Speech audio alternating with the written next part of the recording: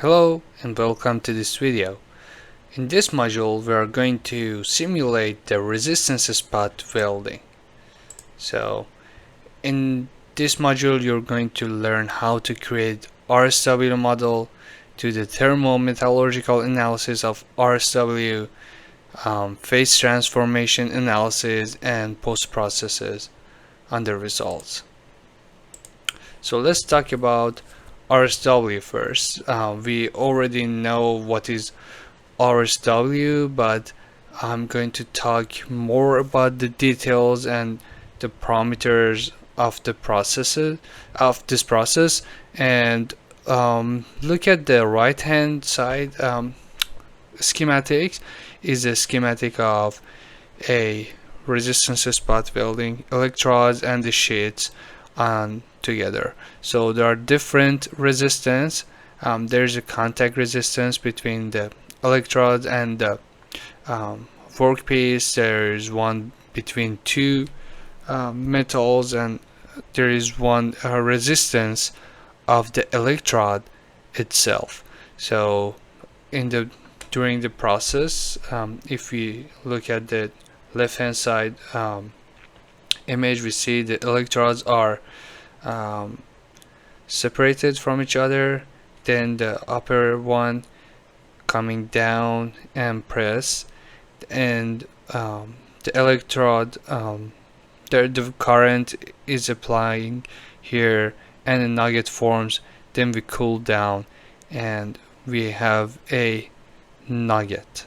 This is the fusion zone, and the whole thing here is called nuggets, which is pretty common word in the RSW. So there are some variables and parameters affecting the results.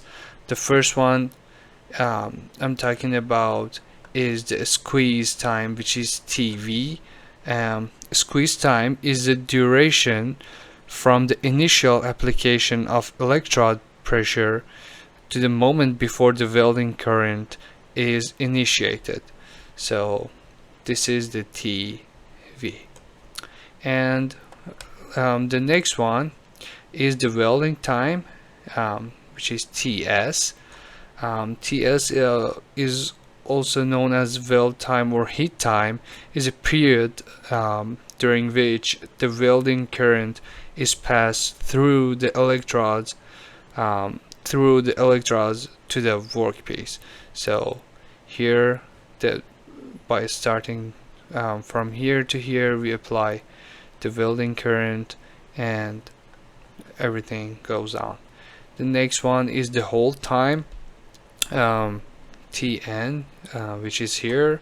The hold time is the interval after the welding current is stopped but the electrode pressure is maintained. So here is the cool down after the hold time. So that's it about the variable of RSW. So let's talk about the electrode caps. So the electrode caps are like the electrodes, and they are in different shapes and dimensions. I suggest you to go and take a look at ISO 5821. It says about all different types of the electrode caps. The one we're going to study is the G016. So this is the electrode we are going to simulate. So alright, let's talk about the model we are going to simulate. This is a 2D RSW. These are two sheets on each other, and this is actually a symmetry model. So we're going to simulate the half of it. These are the this top and bottom part are the electrodes, and there are two sheets on lap joint configuration together, and these electrodes are going to apply the pressure and current, and the material is DP600 or dual phase material, which is one of the common materials in spot welding. Talking about the spot weld parameters, I have to explain something to you first. In spot welds, because the duration of the process is so slow, so fast, they don't use seconds, because if they want to do is going to be on milliseconds. They usually report that as a cycle, so the welding time, squeezing time, and everything else is in cycles. So one cycle is equal to 1 over the frequency. Most of the time the frequency of the machines are 50 hertz or 60 hertz. So imagine that the frequency is 60 hertz. 1 over 60 is one cycle, so one cycle is 16 milliseconds. So you can do the conversions yourself. These parameters are extracted from one article. Actually, we're going to regenerate the article. I'm going to show the article to you. This is the modeling and effect of welding current on resistance spot welding of TP600 steel by Van et al.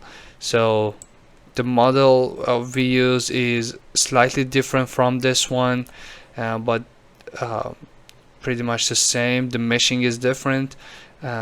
This is the lap joint configuration, and they talked about the welding parameters in this part here, and these are the times and hold time and everything else. And they also compared the results. They also use SYSWELD, so I recommend you to take a look at this article yourself. So here are the parameters. Force is 3.5 kilonewton, and the current is 8 kiloampere. Frequency is 60 hertz, welding time 10 cycles, and squeezing time of 25 cycles. And according to AWS D81, there are two criteria to accept a weld. First one is the diameter of the weld nugget should be greater than 4 square root of T, which is the thickness. So in this study it should be more than 4.4 millimeter in order to say that the nugget is strong enough to hold two sheets together. If it is smaller than that, it can be subjected to failure under loads. So the other one is we should have no expulsion in the welding. While we do the simulation or doing the welding, imagine that the current is high enough that this heating zone is going to reach here, and the molten metal gets out of the materials and reaches to the electrodes. So the shape would be not in favor, and they're going to call that expulsion, and which is not good for our equipment. It might gonna damage the electrodes, and the weld itself is not strong enough. So we should check these two criteria while we're doing the simulation, and the phases of this material are here, you can see. Alright, in next video I'm going to create the model.